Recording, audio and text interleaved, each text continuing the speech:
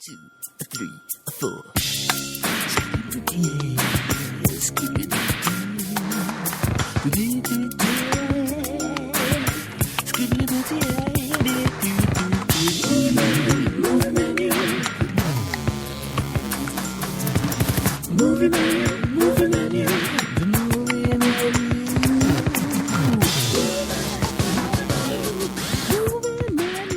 We are Movie Menu Reviews, celebrating the New Year. Happy New Year! Yay! Oh, yeah. On today's menu, we'll be reviewing 1917 and going over our top picks, our most disappointed picks, and our most anticipated picks of 2019 and 2020. Stay tuned. Too loud? Welcome, ladies and gents. I'm Dan the Man Muñoz, host of Movie Menu Reviews, your weekly movie news and reviews podcast, live on Facebook. For our final episode of the year and of the season. Correct. Yes. Yes. Dun, dun, dun. Both. Joining me, who helped us get to the final season, or final episode, I should say. That would probably be our final season. Yeah, probably. Is our senior panelist and co-host, Z. We've made it. It is done. We are canceled. We have been canceled. Officially from the internet. Dun, dun, dun. All of the internet. Someone who didn't help us along either is our co-host, Mike Stan. Hey. And his shenanigans. Hey. Simon, can you not That's the death metal voice. get us canceled again every season? Yeah, The both of you, we get canceled because of it. I'm sorry. Go back to your NPR voice, Mike. Oh, Here we go. and today And today we will be listening See, to some... this is the reason why we get canceled. we're getting sued mainly. They just don't learn. But we do have a review before we get into our top picks of the fall season and our most disappointed picks of the fall season. That's right. And our most anticipated pick for 2020 spring season. But to talk about the film, I'm going to toss the hosting duties over to Z. Oh yeah, huh? We're reviewing a movie. I completely forgot about We that. sure are. All right, so the movie is called 1917. I don't know why it was called that, but it is. It's called 1917 because of World War One. Ah, gotcha. Okay. Or actually, at the time, called the Great War. Yes. Just in case you should have didn't just know. not been called the Great War instead of 1917. Directed by Sam Mendes, written by Sam Mendes and Christy Wilson Cairns, starring Dean Charles Chapman, George McKay, Daniel Mays, along with other walk-on roles by other people. Here's the plot. 2 young British soldiers during the First World War are given an impossible mission: deliver a message deep in enemy territory that will stop 1,600 men and one of the soldiers' brothers from walking straight into a deadly trap. It's a trap! Depending on your spoiler-free review, I will decide this movie's worth to dine in and watch it in theaters, a takeout, watch it at home, or leftovers, watch any other war film that takes place during this era, because we have a bunch of them. So no points because, Technically Wonder Woman is a World War One movie too. I know, it's a really, really fun movie. So whoever wins won't earn a point, but essentially, you're earning points, so that's the whole skit here. Cool. Anything else that I should mention? I think you're good. No, Okay, you're good. sounds like a plan. All right, guys, let's rate this film. Mike, you go first. All right. Well, this film was limited release. It was limited release. It's And- not going to be released till January. Yeah, and I was like, oh, man, I got to, it was kind of a drive, and I have to say I'm very glad that I did it. And it's dine-in All right. all the way for me. That sounds good. Yeah. So we live in East LA. And That's right. the only theaters that were showing it was either in Hollywood or West LA. Which is how long of a distance? Well, I went Sunday morning, so it actually was only like 18 minutes. That's It not wasn't- bad. It was Okay. not bad. Mike, how long did you make for commute?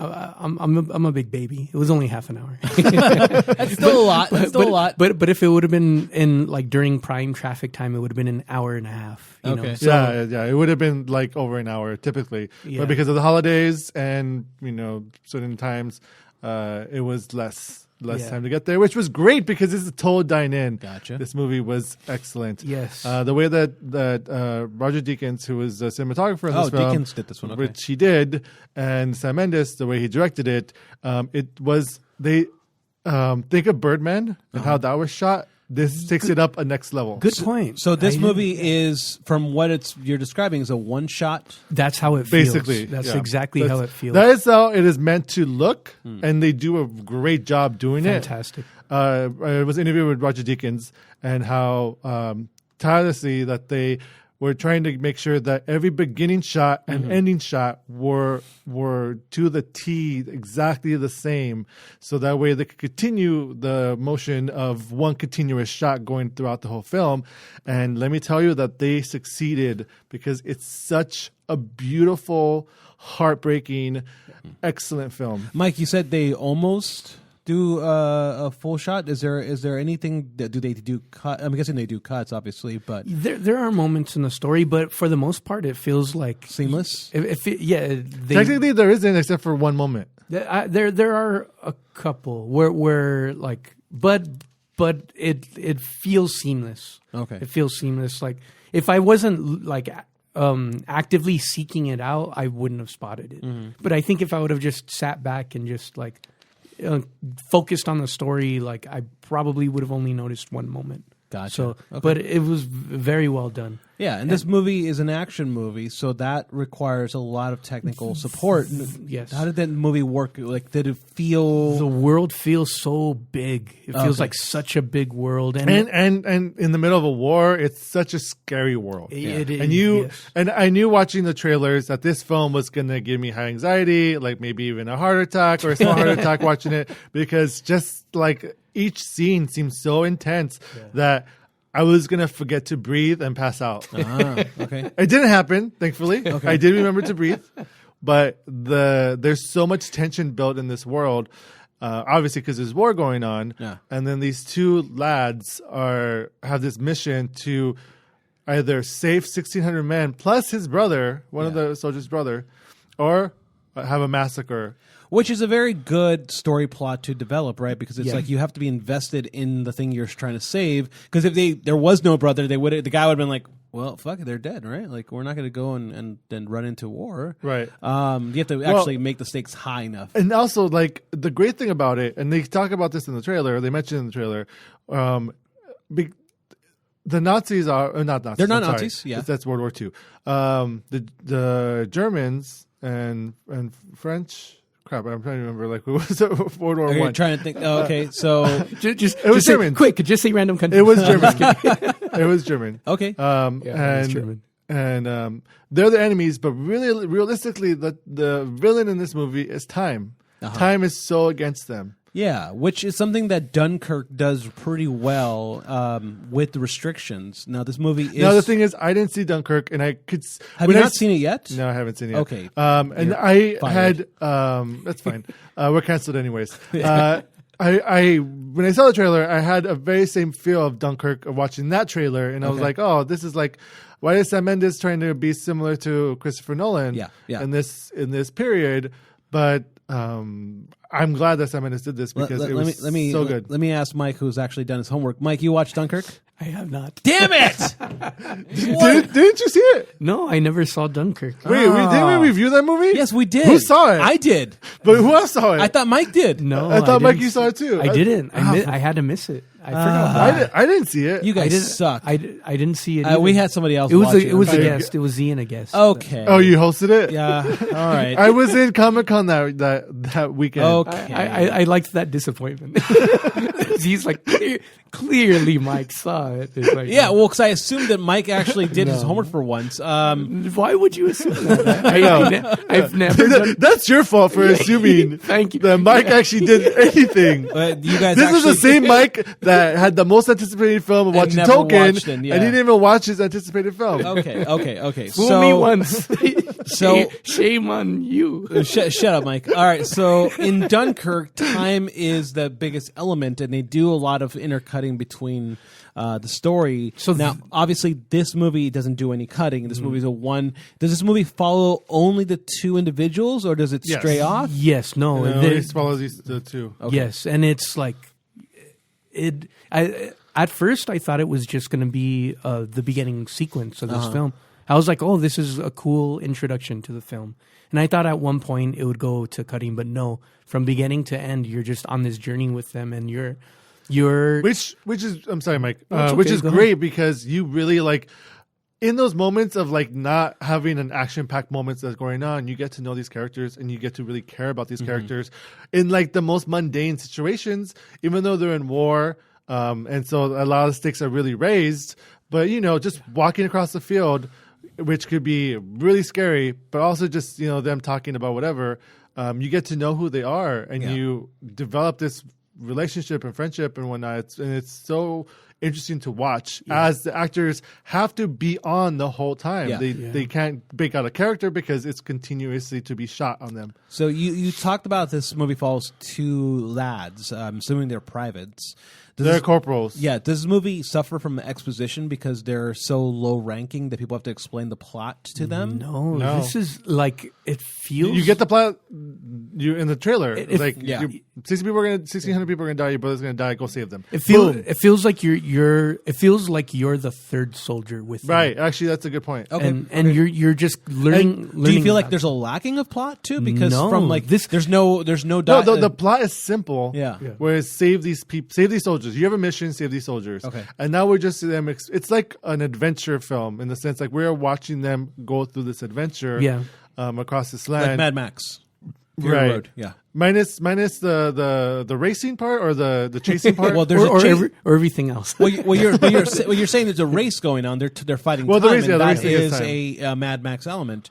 Okay, so tell me about the acting. How are the acting in this? How's the acting in this movie? The acting is fantastic. Because you say you have two main leads, but you have to tie this in with the writing as well because Sure. I think it's very well written. Well, the thing is, and so at the end of the film, and this is not a spoiler, they all die. Yeah. You saw it? No, I'm just kidding. There's like a dedication, Okay. and it's to Sam Mendes' I believe grandfather, Okay. who was in World War I. Sure.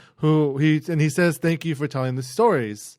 So there was an emotional tie-in to Sam Mendes' why he wanted to do this film because it reflected his grandfather who was in the war, and you can tell that it's a very personal film. Yeah, you feel It's it. a very very personal film. And there are great character arcs in this as well. I didn't know what to expect because then thankfully the trailer it holds a lot back as far as what It does. happens. It really does. And I'm so thankful for that because I was way more surprised with all And the this things is that were not happening. This is not a pro-war film.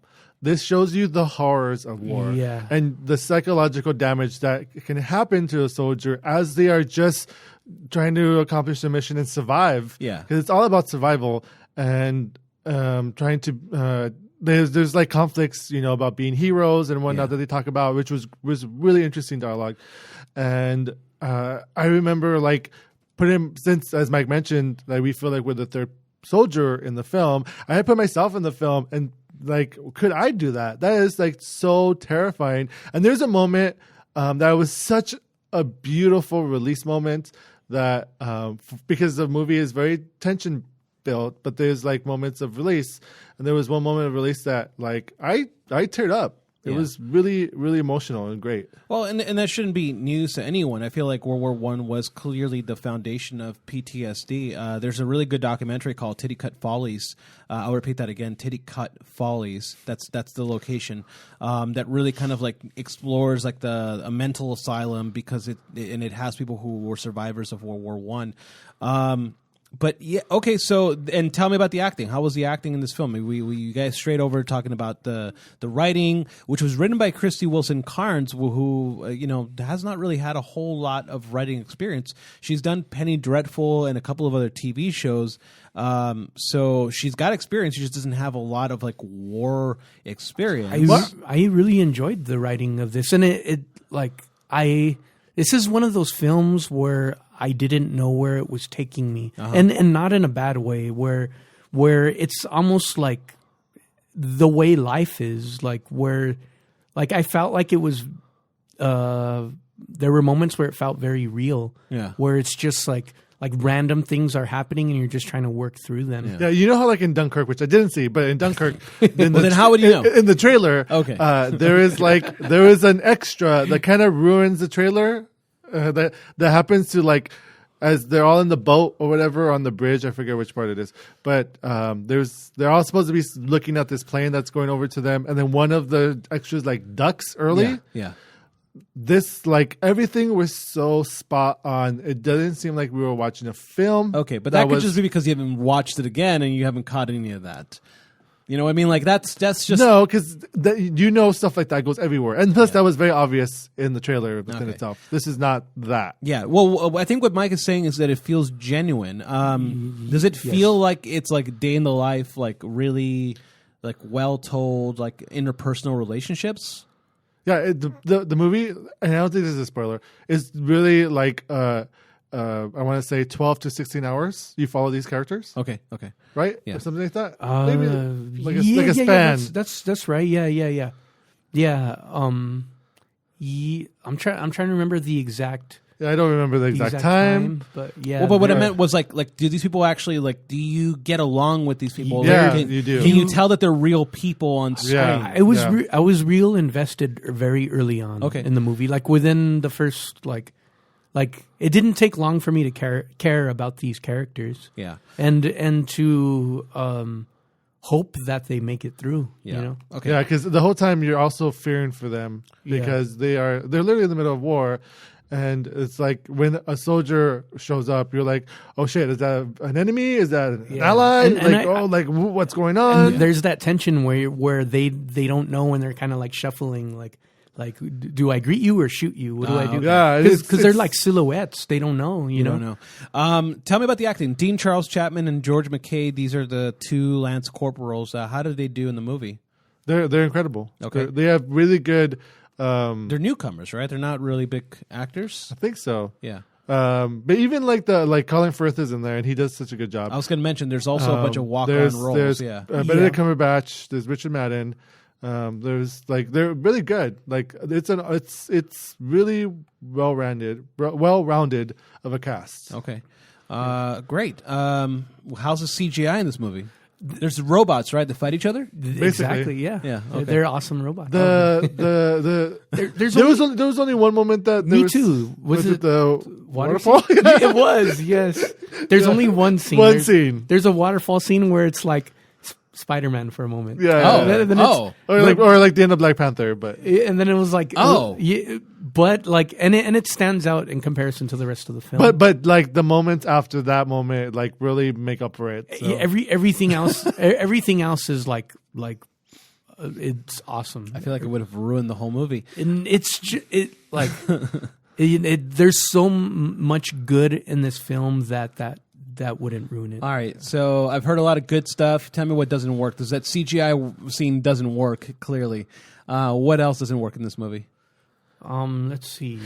Now the one thing I did like about the film, which I know we're talking about things we didn't like, it didn't seem like things were just handed to them. Like things were difficult, things were hard, and it wasn't like conveniently this happened or conveniently this happened. It was like the exact opposite. This is like shit after shit after shit. It's like Murphy's Law. Yeah, exactly.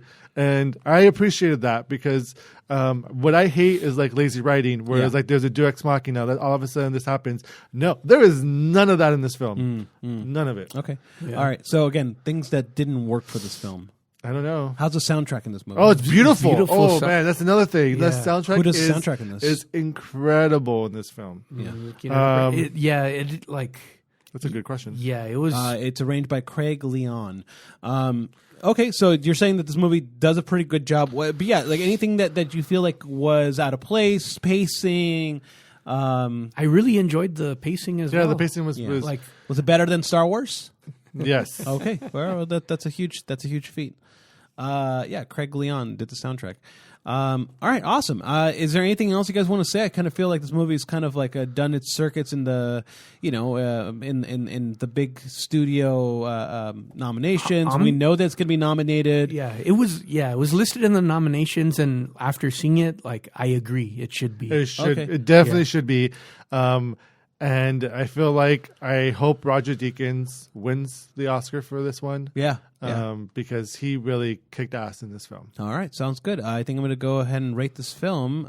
Dine in, watch in theaters. It comes out in January 10th. But it's in limited release right now in January New York 10th. and LA. And Yes. if you have a chance to go watch it, me and Mike highly If recommend you to go watch decide to it. jump on an airplane from Russia or China or wherever you're And from, I feel like and then come over here, feel free to do that.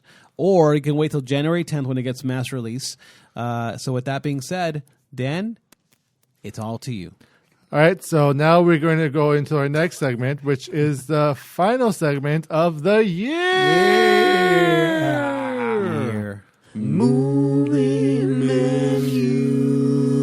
It's actually not the last segment either, because there's one final segment. Oh, there is a after final this segment. That's yeah. right.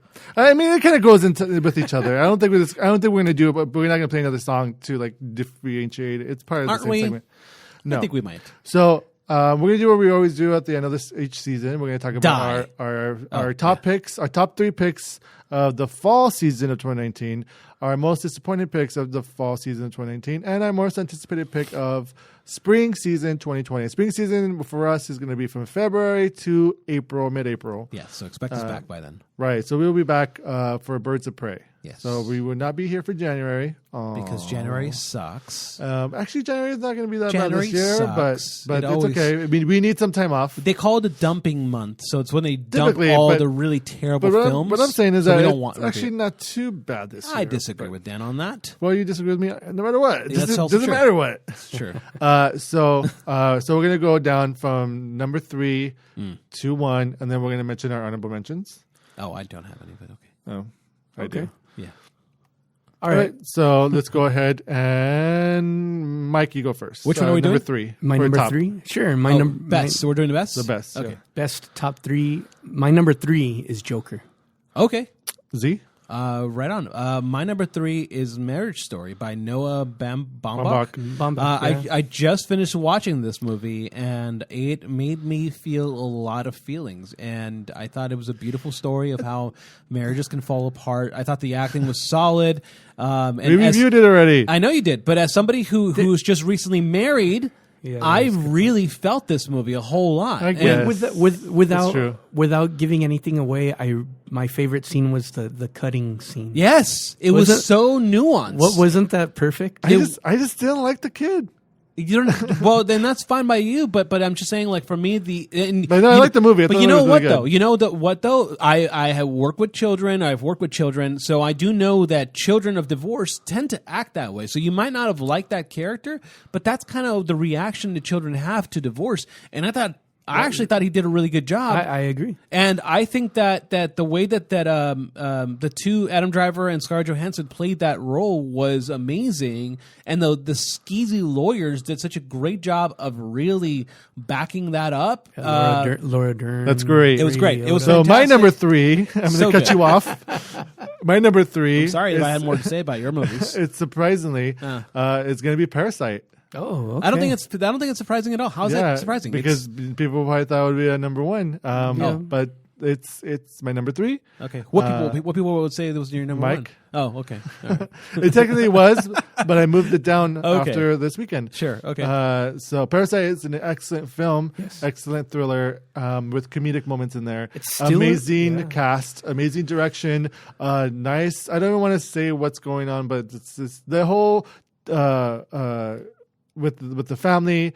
The poor family and the rich family is amazing. It's great to watch. and it's still in theaters. It's so, so I recommend you guys go see it. definitely Heather, catch it before they take it out. Sounds good. Heather says, "Hi guys." Hey, Hey, how's it Heather. going, Heather? Mike, what's your number 2? My number 2 is your number 3, Parasite, All right. Why? which it's a fantastic film. It was bumped out of its number 1 slot as well. I'm surprised. And I just love the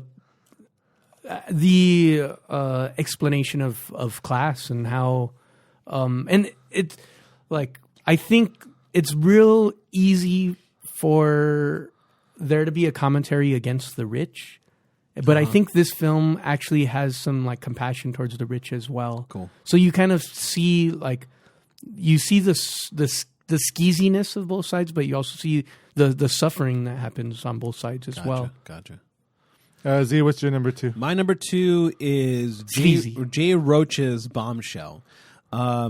I felt like this season held a lot of like interesting stories that really involve people, and I think that Bombshell, taking the women of Fox News and then reframing that for us to be compassionate towards them by illustrating what nastiness happened behind closed doors at Fox News by Roger Ailes was amazing, and I think that ultimately the movie is not getting its credit where it's due, but it should be watched by all. As I said last week, it was an amazing movie. I think that everyone should watch this movie as required reading / watching. It's just an amazing movie, and I think I would love to read a book that actually describes the full narrative of what actually happened, and I'm looking forward to a award season in which they get nominated for this movie. Yep, the show was really good. Yeah. My number 2, I'm cheating a little bit because we didn't review it, but I'm going to give a quick review right now. That's so it's in is Little Women by Greta Gerwig. Oh, okay. An incredible film. Saoirse Ronan, Emma Watson, Florence Pugh, and Eliza Scanlon, as well as Laura Dern and Timothy Chalamet. And Did you ever read the book? Yes, and Meryl Streep. Yes, like in high school. Okay. I was going to ask, was this book was it faithful? I think it's better than the book. I heard it takes from both books. Yeah, it does. The thing is, the way that Greta Gerwig directed this, it's great because it swaps back and forth. At first it's a little jarring because they swaps time, so it goes from like when the girls were little to like where the girls are presently, and it goes back and forth in time. Played by the same actors, right? Played by the same actors. Yeah, but it's done after you get it. It's done so well because you see the tones that the author put in that were payoffs, you see them like back to back in the film, and you see like, oh wow, this moment here is really going to pay off, and we see it, and it's so brilliantly acted. Does the movie suffer at all from her previous films, which is like the super awkwardness that she puts into her films? No, because I wasn't a fan of Lady Bird. Yeah, and this movie though, it does such a great job at, I think, elevating the sisters, because I've heard complaints about the other films that the sisters are that aren't Joe are like not well developed, but she really gives them life in this film as well. Oh, good. And really, really enjoyed it, and I think it's a film worth watching as well. Awesome. Mike, what's your number 1? My number 1, not to be redundant.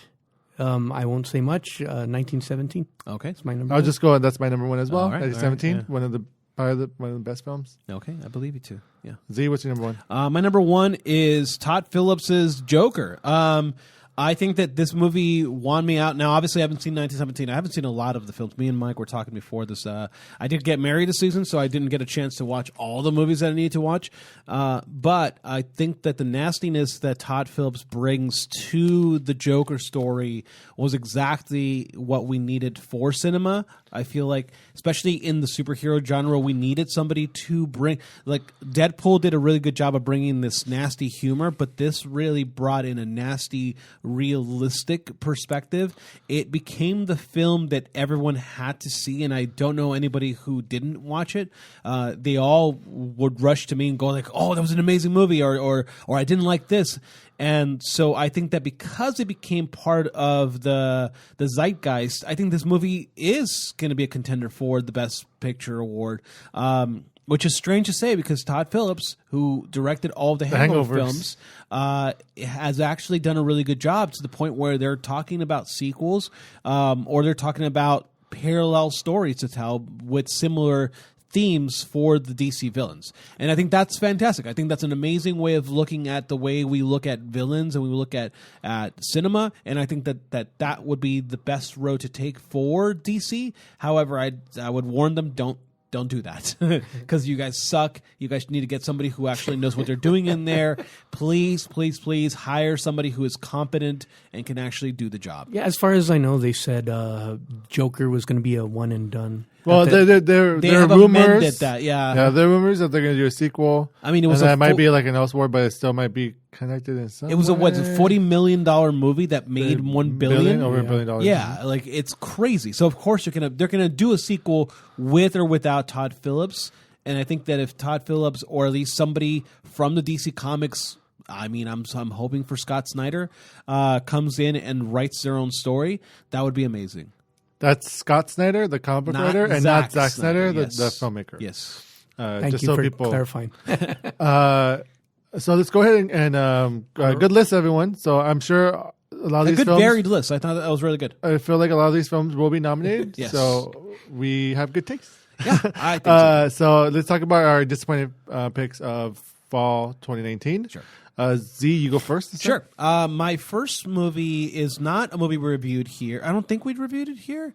It's Vince Gilligan's El Camino, a Breaking Bad movie. Really? Yeah, we did. We did review it. We did review it. Yeah, we did. I remember talking about how it was a takeout, and honestly, for me, that's disappointing. I put more stock into the Breaking Bad world. I wanted this to be a much better film than it actually was, and on second viewing, I really kind of was disappointed by it. The things on my list are things that I was hoping were better and then weren't. And so part of the fun part about all my movies are about stories in which I wish the lead became more of a villain but didn't, and because of that, it disappointed me in some way. So for me, the first movie is Aaron Paul, Jonathan Banks, Matt Jones, Vince Gilligan's El Camino. It disappointed me. Yeah, I didn't like it as much. So number three for me. Yes. Now, I know people are going to say, you were disappointed in this film. Well, I like these type of films, and they had a beautiful singer singing the songs Cats? and the trailers, and Jennifer Hudson, who sang Memories for Cats.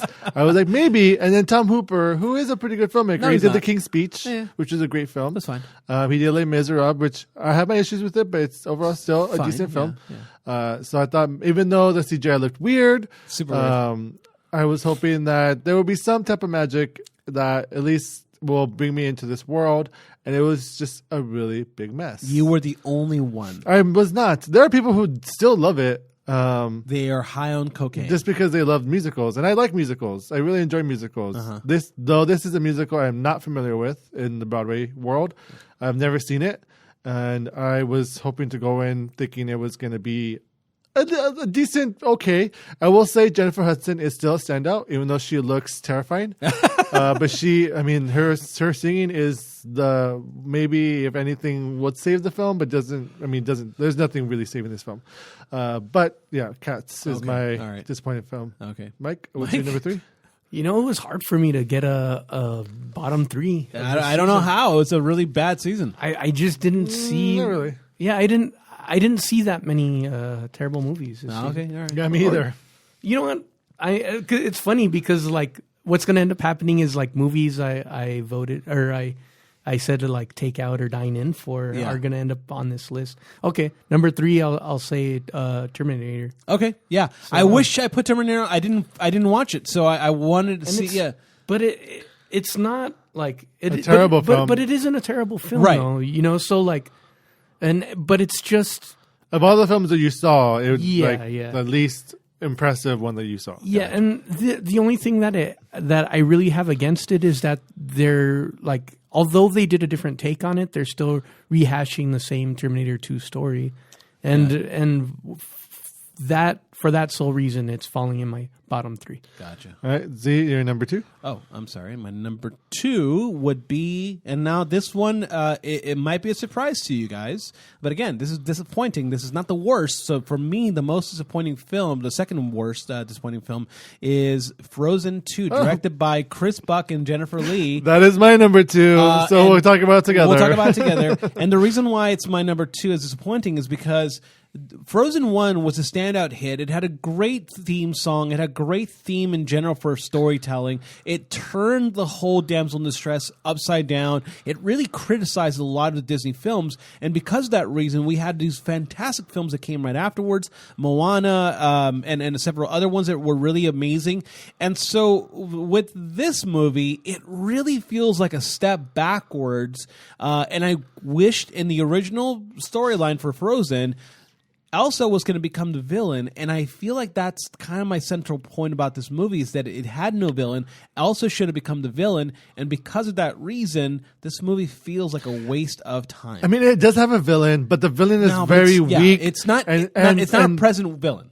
And right, yeah, but and there's like characters that are not developed as they should be, that I feel like would have made the world more interesting. Because they've created this world in the first film, and they are trying to expand the lore in the second film, but they do such not a great job with it because they leave you hanging. Well, and they introduce characters and then don't develop them, and then you're expected to buy their Funko Pops because they were mentioned in one line. Like it's so disappointing to see like a world that got developed and then it tries to develop a little more, but then it doesn't feel like it needs to spend time on the new characters, and so you get it would have been great to rehashes. see other. I mean, I don't know if this is a spoiler or not, but it would have been great to see like other people like Elsa. Yeah, that would have been great. Yeah, absolutely. Other firebenders, other waterbenders, like develop this into the last Airbender, which we all know they stole from. Maybe make Elsa into a villain. I don't know. Make it something interesting. Do what Game of Thrones did and turn the Ice Queen into a villain. All right. Spoiler for Game of Thrones. Mike, what's your number 2? Continuation of what you guys are talking about, Frozen 2. Oh, really? Yeah. So, great, Mike. You could have just jumped in. Yeah. When we were talking about it. Jeez. I don't know if you guys had seen. It's the Irish animated movie. It's called Brendan and the. I can't remember the title. Oh, I don't remember that one. I'll get the title for you guys right now, but I feel like there's this mystery that they establish in the beginning of Frozen 2 of this voice that's constantly calling Elsa, and the reveal. I was very disappointed with the reveal of it, and I feel like if I can. It wasn't Ariel? I'm just kidding. Should have been. It should have been. I think it was called Brandon and the Cows. Let me check. Yeah, really that's quick. that sounds right. This is great podcasting Yeah. live, Mike. Yes, I know, seriously. No, but Watch a man type. I would just throwing it out there. If you guys haven't seen Brendan and the Cows, the animated film, I highly recommend you watch it. I mean, I can recommend a whole bunch of animated films that are much better than this because one. because I feel like it delivers in the type of story that Kubo and the Two Strings, for example. But I mention it because it does what Frozen 2 failed to do in terms of its setup and its delivery. So anyways, Brendan and the Cows? Brendan and the Cows. Cows. Brandon or Brendan? Excuse me. The Secret of Cows. Yeah, there you go. That makes more sense. Oh, Sorry about that. The Secret of Cows? Yes. The Secret of Cows. Yes. Okay, yes, I know that one. The Secret of Cows. The secret of Cows. K-E-L-L. Yes, that's not Cows. C-O-W-S. Okay, I know what movie you're talking about, K-E-L-L-S. and yes, that was that's the same. Sorry for my screw up there. Same animators from Song of the Sea. Correct. Which This was Song of the before- Sea is great too. Yes. This is before Song of the Sea. Correct. Which was Song a great of the Irish Sea film. Cow. Yes. Yes. So the Secret of Cows. Thank you. K-E-L-L-S. Thank you, listeners, for being patient with me on that one. You Unlike won't be, us, you won't be disappointed. No, The Secret of Cows. I will say it is a really good film. I am not disappointed in you, Mike. So what's Z? What's your number 1? My number 1, controversial, I guess. Mine's a little controversial as well. Yeah, Interesting. It's Star Wars: The Rise of Skywalker. Oh, okay. Wow. It honestly. Actually, that's not controversial for you at all. No, that's it's not. expected for you. It's not. On third viewing, it really doesn't work. And that's the most disappointing part. Did you know that when Ben Solo, I like Wait, how, are you doing no, spoilers? I can't do spoilers. Can I? I like how they took all your money before you made that realization. Yeah. Well, you know. On the No, who's the real loser here? You know, AMC is. That's who it is. But no, it just there are so many moments in which this movie really does fail, and and it's just for me all So of it. did this movie all make of you it's- appreciate The Last Jedi at all? It did. No, I think it really did. Just reflecting back, I was like, well, at least they had a cohesive story.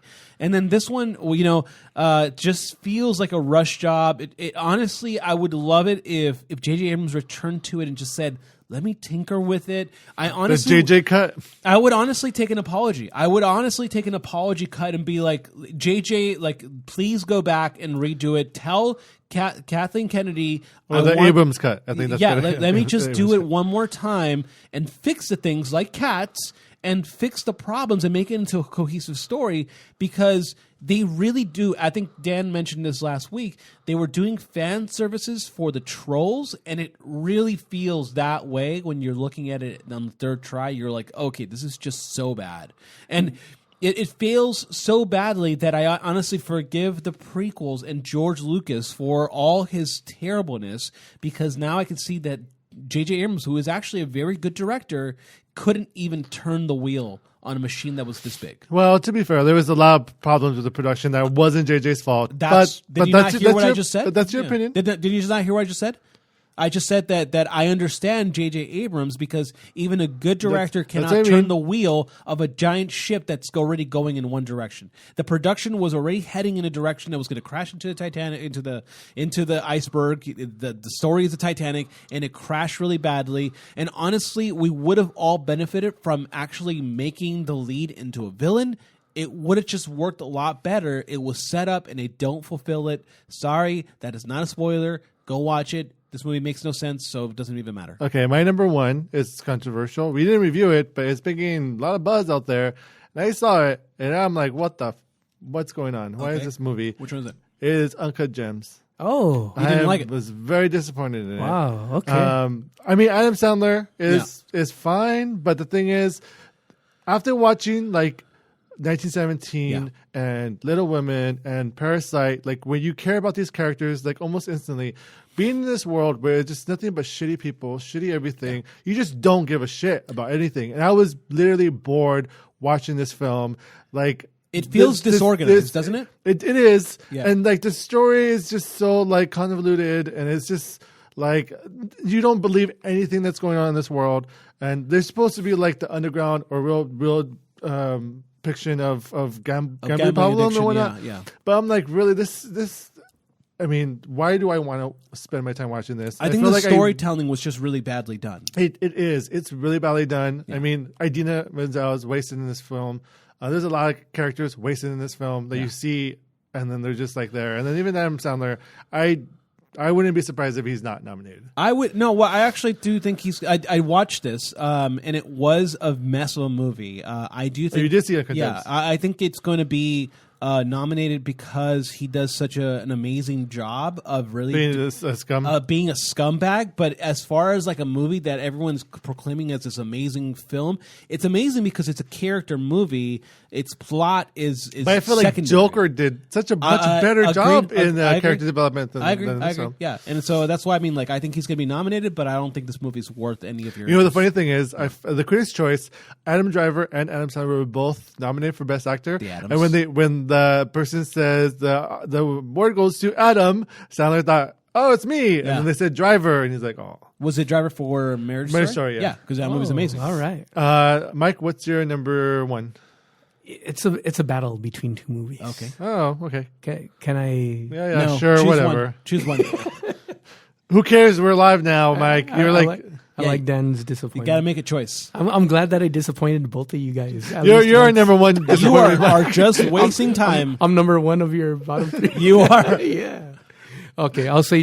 Even though I said dine in, Oh, Mike, why? because of the theater experience. Okay. But the film itself isn't that great. Star Wars? Gemini Man. Gemini Man. Oh, okay. Yeah, Yeah, it's that- just. Garbage pile of shit. Yeah. I Yeah. still had fun with it. Yeah, so did I. But you know, it. I mean, there's a couple movies I could have picked. Like I could have picked Charlie's Angels. I could have picked I know. Gemini Man, but I still had fun with it. And Charlie's Angels was like the battle. It was between the two of Charlie's Angels and Gemini Man. Yeah. Which is funny because I totally understand that. No, but this is disappointment. I went in with both movies not expecting much. Uncut Gems, that was pretty high. I'm sorry, but Cats, you were not. I told you I was expecting Cats because I like musicals. All right. Yeah. So go on, Mike. Sorry, continue. No, I think you finished it. The only reon why I gave it a dine-in was because of its unique frame rate. But it doesn't transfer to the small screen, right? I don't think it would, and I think it just becomes a so-so. I'm looking forward to watching that on a small screen. Yeah. Sure. Well, make sure that you have like a high rate. I do not TV. I have only 720. All right. Oh, oof. All right, let's go into our most anticipated pick for the spring 2020, which again, let's remind you that it's from February 7th all the way till mid-April. Yes. That is our spring season, starting with Birds of Prey and ending with, well, I'll let you know later. That's not the name of the movie. We will literally let you know later. TBD. But my most anticipated pick is No Time to Die, which is the 007 film, James Bond, which is supposedly Daniel Craig's last film. Yeah. But also, it has such a great cast in there. It's directed by Fukushima. It's not directed by Sam Mendes because Sam Mendes went to go do 1917. But yeah, it's I believe directed by the director who did that one TV show with Time is a Circle. Oh yeah, Gary Fukunaga. Yeah, there you go. Cary Fukunaga. Yeah, great director. Yeah, he's done a lot of really good work. He did Beast of No Nation. Yeah, Jane Eyre. And again, he did the TV show. Can you find me the TV show that he did? Television. There you go. True Detective. True Detective. Right. Amazing direction from him. Right, which is a really great show. Yeah. So I am really looking forward to it, and I can't wait. Mike, what's your number one most anticipated pick? Okay, I'm going to say A Quiet Place. Part Okay. 2. Yeah. So John Krasinski. I almost picked that, and then I saw. I was certain you were going to pick it. So, but it makes sense why you would pick James Bond. Yeah. Right. Yeah. I will also go with The Quiet Place Part 2. Okay. The theatrical experience of watching the first movie was outstanding, and I look forward to seeing whether or not they can capture that magic as well for the second one. I sincerely doubt it, but I am anticipating it. I mean, John Krasinski is behind the helm again. He is, so. but now he's going to be really expanding on a universe, and that's a lot different than taking someone's story and then putting it on screen. That's what I'm really cautious about. I'm looking forward to it. I think with the addition of Cillian Murphy in the story, that should make it for a very interesting story. I'm kind of looking forward to seeing Emily Blunt be a badass because we're still waiting on Live Die Repeat Part 2. So I'm hoping that she gets a shotgun and kills a whole bunch of monsters. That's probably going to happen. Or the other way of killing monsters, which if you haven't seen the first one, I don't want to give away. Yeah. All right, so that's our segment. We're going to move on to a similar segment. It's weird. Go with us. Yeah, let me explain it first. Yes. So at the end of every season, we do our top 3 picks of that season. So we did one for spring, we did one for summer, and we did one for fall, which you just heard us do. So that means overall for the year of 2019, that means we have 9 top picks. Oh, well, you should have 12, but 9. No, we only do 3 seasons. Oh, that's right. Even though there's 4 seasons in the year, we combine fall and winter basically. That's right. But so we have 9 films that we picked. Now, at the end of the year, we're going to look back and see these were our top picks of the past season. Yeah. Because there are a lot of great films that came out this season. But what we're going to do is we're going to take our top picks from the spring, top picks from the summer, and then top picks from the fall. And we're going to do a list ourselves and create our own top 9 films of 2019. So we're combining lists from our spring, our fall, and our summer. Now that doesn't reflect the fact there was this was a battle. This was a battle. Honorable mentions. Yeah. So I've got none because I didn't care to do that. Well, I have quite a few. Of course you do. But so, like, I feel like we should give an example. Yeah, I love that Dan, you made the rules and then you broke the rules by doing honorable mentions. No, there was always honorable mentions. Did you want to do honorable mentions first? Yeah, let's do honorable mentions first. Sure, because we didn't do it for the top. Yeah, we didn't do it for our top three. So let's do honorable mentions. Good. Go for it. My honorable mentions is Jojo Rabbit, which was amazing. Dr. Sleep, Queen and Slim, Knives Out, Long Shot, Booksmart, Late Night, and Toy Story 4. Though I'm sure there was more, but I was told to stop. Yes. Not continue by doing it. me, because I was like, why? We're not doing that. I'll mention a handful that Dan didn't mention. Beautiful Day in the Neighborhood. I didn't see it. Okay. Dolomite Is My Name. Oh, yeah, that's good. And I was so happy to catch it in theaters. Ip Man 4. Oh, you did? Yeah, I was able to catch it. And it's, Good for you, Mike. And it's and it delivers. It does? Okay. It's Is it Elephant as well? No. You're Wrong one. You're Wrong thinking, one. Oh, okay. Ip Man is Donnie Yen. Oh, yeah. So okay. Donnie Yen. Yeah. The elephant one is that is Tony Jaa. Tony Jaa. Yeah, but it's such a crowd pleaser film. I don't think it's based in any kind of reality. No, of course not. but it is still very heartfelt, and the action is super fun to watch. Cool. All right. So do we want to just go over a list of from 9 to 1, or do you want to recap our spring, summer, and fall again, and then list our 9? I think we should recap. Let's just do a recap. Yeah. Okay. We'll be fast. We'll do this fast. Okay. So Z, just list their top 3 for spring. Now you're being confused. Oh, I'm sorry. Okay, I don't know that list. I just compiled them together. I could do it first. Okay, thank you. Can you go for it? Okay. Oh no, I got it. Here we go. Okay. All right. So my top 3 picks for spring of 2019. This was again the very beginning of the year. And then go straight to summer, and then go again to fall. Okay, you want me to just finish it up? Yeah. So my 2019 spring was Captain Marvel, Us, Happy Death Day to You. Again, those are not reflective of my overall year picks, but those are the ones that I picked on there. Summer 2019 was Avengers Endgame, Booksmart, which is fabulous, and Toy Story 4. And then for my winter was, well, now I forgot my winter one, which is one I just did right now, which was, let me scroll up here, Marriage Story, Bombshell, and Joker, as we just talked about. Okay, Mike, if you want to recap your top. Sure. So for spring, I had number 3 as Triple Frontier, 2 Alita Battle Angel. Okay. Really? Number 1 Us. It was visually awesome. Okay. And For you, it's more about the visuals.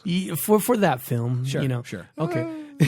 I mean, I'm not gonna say it's on my list too. Well, Okay. Is it really? Yeah. Oh boy. Spring was not such a good year, a good season. I like how judgy you were, even though it was on there. For summer, number 3 was Midsummer for me. Okay. Number 2 is Yesterday. Number 1, Farewell, which I think still holds up for this year. That would have to be one of my honorable mentions that I didn't include. And quick recap of the 3 I mentioned earlier: 3 Joker, 2 Parasite, 1 1917. Gotcha. Okay, and my recap for spring 2019, it is number 3 is Alita Battle Angel, 2 is Us, and 1 was Captain Marvel. Gotcha. Now for summer, my number 3 was The Farewell. Number 2 was John Wick 3 Parabellum. Nice. Oh, that's right. And then number 1 was Avengers Endgame. John Wick would have been my honorable mention. Oh yeah, and then to remind everyone what my fall topics, it was Parasite, Little Women, and 1917. Gotcha. So now we're gonna from that list take that list, and then we're going to compile it together and scale it out. and then we're gonna get our top 9 movies of the year. Yes. And now this is going to make us really decide what our top picks are for the next year, because we're going to probably do this again next year. Just a reminder, guys. No, that's fine. I think this is a good idea. I just think that's very confusing because, sadly, spring brings a lot of like I said, January is a terrible month, and then spring doesn't really roll heavy hitters up until you get to the fall season. So who do you want to go first? I'll go first. Okay, so number 9? All right. So, yeah, my number 9 from the recap list is is going to be Alita Battle Angel. Of course, because it was absolutely terrible. It was not terrible. It was really entertaining and fun, and the special effects were really good. That's why I made it on my list. Such a terrible movie. So number 9 I is watched it on Alita your Battle recommendation, and I really disliked it. Angel. Did you watch it in theaters or at home? At home. Okay, see? First Right, mistake. right. And second mistake is you don't I'm like sorry, 3D. I'm not made out of money like you are, Dan. You make more than I do, I'm sure. AMC A-list. It doesn't matter. It doesn't matter. The point is, I don't think he had A-list at the time. I did. Oh. I did. You did? Oh, I've had it for a long time now. Yeah. Okay. Mike, what's your number 9? Sheesh. All right. Oh, never mind. Z, what's your number 9? I'm Thank skipping you. Mike. Thank you. My number 9 is Happy Death Day to You. yeah, It still stands up. It's still a fun movie. It's not the best movie of the year. It's currently on HBO Go, so go watch that. I mean, it's one of the only sequels that like changes the genre within it itself. did, and it was really fun. Went from horror to sci-fi. I'm very proud of my list. It still holds up. But yes, I would say that Happy Death Day for You is a really ridiculous. Excuse us while me and Mike both roll our eyes. because you guys chose really bad ones. Yeah, go ahead. Mike, do you have a number 9 now? I'm gonna go with Us. Wow, number 9. Yeah. Are you just making the list right now? I am just making the list. Oh shit, Mike! You had one job. Okay, so But there's a lot of. I mean, we all know the great things that are in Us with the social commentary. You're saying Alita is better than Us. no, Lita's worse. Oh. no. No, he is saying that Alita- yeah. he is. Alita's not in my top 9. That's what the list is supposed to be about, Mike. That's your I list. thought we're pulling this out. and No. We changed it. No. I mean, we didn't change it. We kept it the same. Take the 9 I'm movies. so confused. All right, we're gonna skip Mike. Yes, please skip me. I'm just confused now. Okay. Yeah, that's why we did honorable mentions because we were doing our 9 films. I'm sorry. I'm just confused. From the recap, Yeah. those 9 films. Oh, so and we you just- rank them. Oh, Yeah. okay. I'm so sorry. Okay, You should be sorry. I totally misunderstood. Yes, Alita. No. Just Triple Frontier 9. okay. God, good. That was Good a really job. bad movie. Yeah, you're right. That was a really bad one. I thought it was fine. It shouldn't have been on my list. It should not, But yeah. because of There was nothing good. Exactly. Yeah, I agreed. I it's think you. it's me. Yeah, you're right. Yeah, my number 8 is John Wick 3 Parabellum. All right. The action was amazing. Yeah. But there's 7 other films that I enjoyed more. Yeah, it was actually a really fun movie. I think that I'm looking forward to part 4. Keanu Reeves had said that he would want to continue making movies up until he dies. And the great thing about part 4 is it's at the same time release date as Matrix 4. That's gonna be So crazy. We'll You can see if they keep the choose- dates. Choose the Keanu Reeves movie you would like to go watch. My vote is for John Wick because Matrix wasn't that good. Yeah, I agree. My number 8 is Captain Marvel. It's still you'll see that I'm really proud of my list because it has a lot of women-led movies, and I think that Captain Marvel was one of the first of the year. I think this was the year of the women. I think women have dominated the box office. And they're going to continue doing it next year, 2020. In the front and in directing as well. Yeah, I think the majority of the comic book movies that are coming out are female-directed films. Which is fantastic, and I think Captain Marvel does such a good job of showcasing what a story should look like. It does have a lot of flaws. It is very problematic, but I think it still stands up, and you should go watch it again. Which, I would say, because it's also on my list, but not as my number That's fine. 8. Well, but, just say it when you get to your list. okay. Yeah. Mike, what's your number 8? My number 8 is Alita Battle Angel. Here you go. You guys are killing me. We explained this. Z got. If Z can get it, Mike, I don't understand why you didn't get it. I'm sorry. I'm late to the party, but I got it. Okay, I got good. it. It's funny because before the show, he got it better than I did. I did. I got it. And I was like, I totally understand. I got it. And then Dan's like, "What's your new 9 list?" And I was like, I have no idea what he's talking about. So yeah, my number 8 is Alita Battle Angel. It's the film is eye candy. That's what it is, and nothing more than that. And I think it's an awesome achievement in terms of anime to film. Yes. but It is a much better film than the other ones, for sure. to be fair, like that anime isn't as complex of an anime as, let's say, like Ghost in the Shell, which that particular anime was very ahead of its time, and those were very, very big shoes to fill. And let me just say, so people don't be like, what the? We're not saying that these films are the best films of the year. No. These were our picks, and we are going back and now ranking our picks for each season. Yes. To show spring season, it's not that great of a season. No. Yeah. Summer season has a mixed bag. It does. And yes, fall season is usually the season that has the best films. Yeah. I makes it difficult, wouldn't pick A Little Battle Angel over Jojo Rabbit, but because I didn't have it on my top 3 for the fall, it has to be one of my honorable mentions, just so I can explain that to the audience. That's good. Next year we'll do the same speech. Right. So my number 7 is Us as well. Okay. I thought Lupita Nyong'o is amazing in that role. I think she and the whole family is incredible as both them and the tethered versions of themselves. Yes. And there is imperfections where it comes to the rules of the world that aren't explained that great, I don't think. Yeah. But I did enjoy the creepiness and the commentary on the society as well. Yeah, agreed. Z, your number 7? My number 7's Toy Story 4, and the reason for that is that it is the epilogue we didn't need, but that we deserve. And I thought that it was a beautiful closing out to the Toy Story trilogy. I'm really hoping they're not going to make any more. I had expressed that during my review. And overall, I think it was just a very beautiful movie. I think that it's cinematically amazing. It is eye candy, but it's much better quality than all the other movies discussed tonight. And Mike, your number 7. My number 7 is Yesterday. Nice. It still stands up. Yeah, super fun film to watch. And I missed it. You haven't seen it yet? No. Oh, okay. It's out. We should have made you see that instead of Cats. Whatever. Is it a musical? No. There's music. Oh, I realized that no one picked Rocket Man. No, it's true. That's it's a good one. That's an honorable mention. I don't think we reviewed it. We did. We did. I'm so glad you mentioned you're right. it. It was a great film. I'm glad you mentioned it. Number 6? My number 6 is Captain Marvel. Nice. When I first saw Captain Marvel, I thought it was okay, but it wasn't until the second viewing of it that I actually really appreciated this film.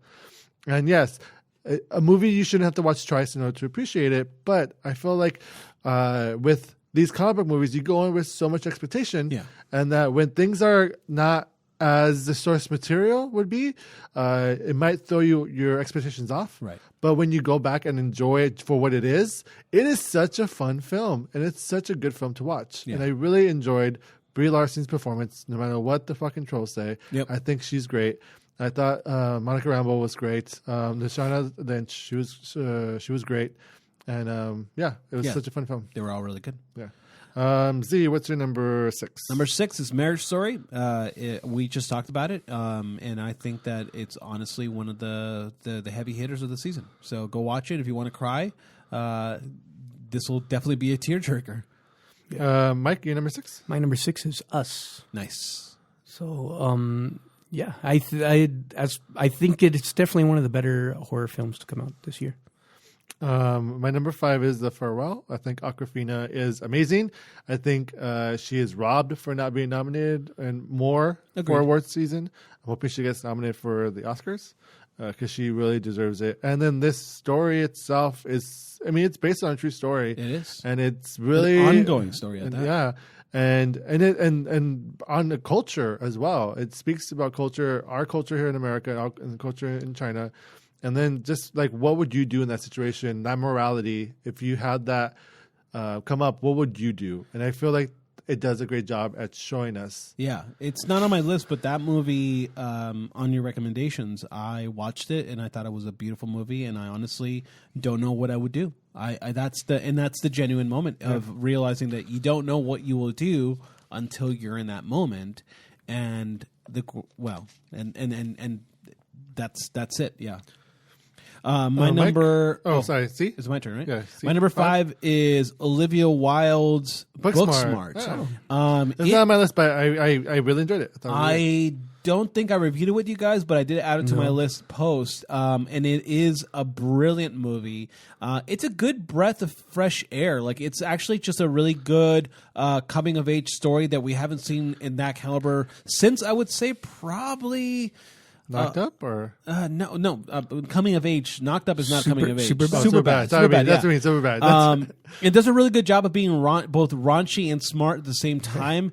And honestly, watching these two girls who are clearly very, very smart and have social issues makes it delightful to experience, because it really comes down to the relationship between these two girls, and it is a modern depiction of what it is to grow up as a girl in the U.S. At least I assume that, as I am not a girl growing up. Right What? Now. Yeah. I hadn't been as surprised in a theater of a coming of age story since Edge of 17. Interesting. That's a good one too. I would say it's a double feature for this one. Yeah, right? Yeah. Mike, what's your number 5? My number 5 is Midsommar, Oh yeah. Nice. That was a trip of a movie. which is the follow-up to Hereditary, which I loved very much. Yeah. So, and this is it's Ari Aster. another very dark film. And I remember so you gave it a takeout when we reviewed it. I did. But I think it sat with you for a while. I think that's like the interesting things about his films is that they linger. They do. And they kind of work their way in, and I can't. Hereditary is so the first time I saw it, I felt like my memory is kind of stained with it. Like, I feel like I don't even need to watch it again, but I feel like I should. No, don't. It's going to really mess you up. Do you guys know the joke about Hereditary? Well, no. What's the joke? That there's a spoiler in the title because her head hit a tree. Hereditary. That's Oh. okay. Thanks for spoiling that. Yeah. Just kidding. I did see it. My number 4, moving on, is Parasite. Okay. Another great film. This was going to be my number 1. It would have been my number 1, but then I saw other movies. Yes. But this movie was really, really damn good. Okay. Z? Booksmart was amazing, and it's a great movie about girls coming of age. Edge of 17 is such a great movie, and I think that Bombshell is another powerhouse of women-led storytelling.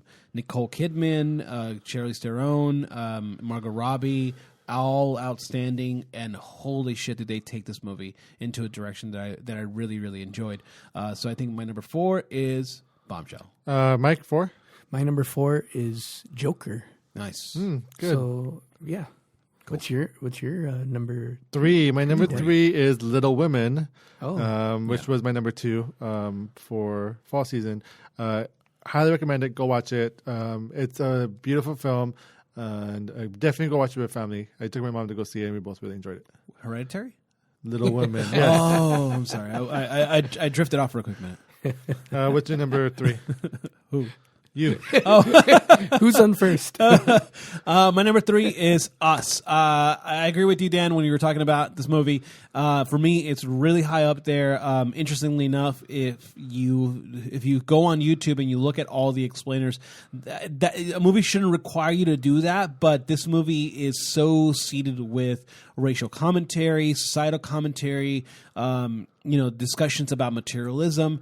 All of that is covered in this movie, and you only get that if you go into the notes that Jordan Peele has kind of like scripted out. And I think that's fantastic. That's a movie that requires you to invest some time into understanding, and because of that, it's my number 3. It still stands up.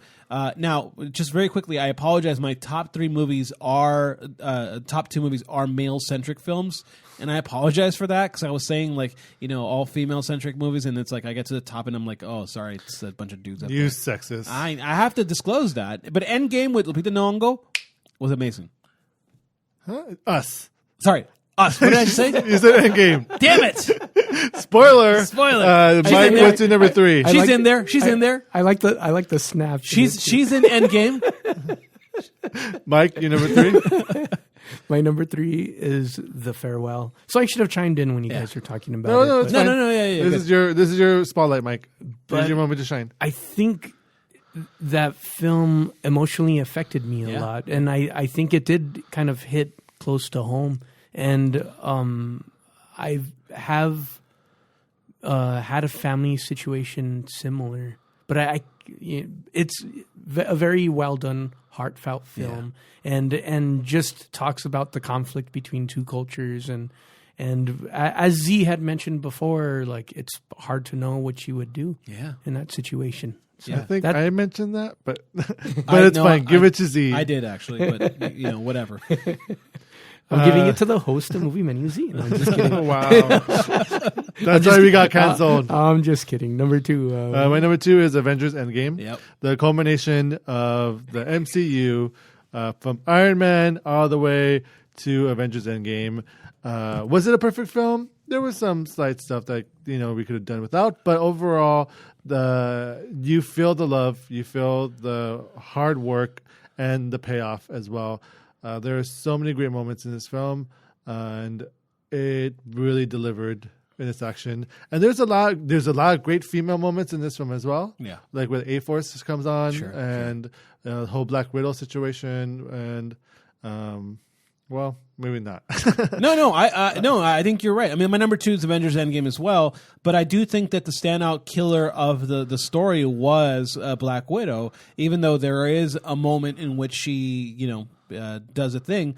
But I think ultimately this movie was the heart and soul revolved around Black Widow. So when her situation happens, it really does change the story a whole lot. Right, because I feel like Gamora was Infinity impactful. War. Yeah, that was impactful. Was Infinity War, and then this film was like Black Widow. And more importantly, she wasn't the damsel in distress. She did that on her own volition. Choice. I would say that Avengers Endgame for me was number 2 because it did what Star Wars: The Rise of Skywalker couldn't do, which is culminate this giant set of movies, put them all together, and inspire a whole generation of people to really enjoy good storytelling. And it's only a testament to Kevin Feige, who is the executive producer of Marvel, to be able to navigate that thread throughout the entire storylines. And that's why Kevin Feige is going to take over. He's going to help out in Lucasfilms. So it just shows you that he did a great job. He's going to be doing a great job with Star Wars, but Star Wars should have been this. Yep. Mike, what's your number 2? My number 2 is Parasite. Okay. And let's talk about number 1, Mike. Talk about Parasite. Talk about why it's your number 2 and why you enjoyed it. Parasite. Number 1. First thing is that it was my most anticipated. And I'm so And happy. you actually watched it. And aren't you proud of me? Not really. No, we're not proud. For you doing your job? Yes. No? Okay. Yeah. No, but it really delivered, and if I'm not mistaken, I'm excited. You are mistaken, but it's fine. Go on. No, I'm happy to see how all the success that's coming to this film. Yeah. And there's just, it's very well directed, very well filmed, very well acted. And have you seen it? No. I highly recommend that you see it and then talk to us about it. I am genuinely curious to see what you think about it. Thank you, Mike. So that's my number 2. And my number 1 is 1917. This is definitely the best movie of the year. It is so impactful, so emotional. So there's just a roller coaster of stuff. Like we said in our review, so I'll keep it short. But this movie has so much achievements, but just not cinema, but with writing, with acting. And it's really a crazy ride, and really go watch it. I look forward to watching it, yeah. Z? My number 1's Joker. We've already talked about this, but for me, Joker was a standout hit. It wasn't what I expected, and I was thankful for that.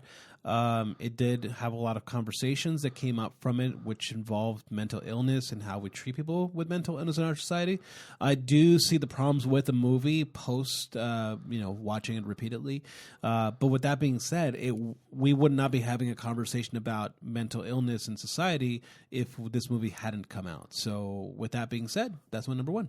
Mike, spoiler. Yeah, my number one is the same as yours, Dan. 1917. And I thought I was certain like what was going to be the top films. Me too. And I felt like 1917 stands alone with it, and I was just I was just blown away by it. Cool. So, All right, so unintended. thank you guys so much for humoring me in this segment. Because I figured we do our top threes, Last minute segments. We never do anything with it. That's true. So why do we do our top threes if we never reference it back? Yeah, no, I wanted to do that our reference. I feel like this is something we should do every year at the end of the year. Yeah. Hopefully you guys enjoyed. What are your top 9 films of the year? What was your favorite movies from the summer, from the spring, and from the fall? Do you agree with us? Do you like our picks? Let us know in the comments. Any comments anywhere. If you are watching us on Facebook, thank you so much. We appreciate it. If you're listening to us on Apple Podcasts, Stitcher, SoundCloud, or wherever you listen to your podcast, thank you so much again. We appreciate it. I'd like to thank Z for hosting. Thank you. Thank you so much, Mike. Thank you. Happy New Year, guys. Happy New We Year's. are going to be on hiatus for the month of January. We will be back for Birds of Prey. And for February 7th is when it's released. So early February, expect us to be returned. Back with a vengeance and uncancelled. I'm Dan the Man Muñoz, host of Movie Menu Reviews. Make sure to visit our website at moviemenupodcast.com. Follow us on Facebook, Twitter, Instagram, or on our YouTube channel. We are everywhere. Like, comment, share, subscribe. You know what to do. This is not the first time of us telling you what to do, so do it. Do it. And we appreciate you guys. Thank you so much. Until next year, you guys have a safe and fun Happy New Year. Yes. And we hope 2020 is a great year for you guys. Yes. And a great year of films. Goodbye. 2, 3, 4.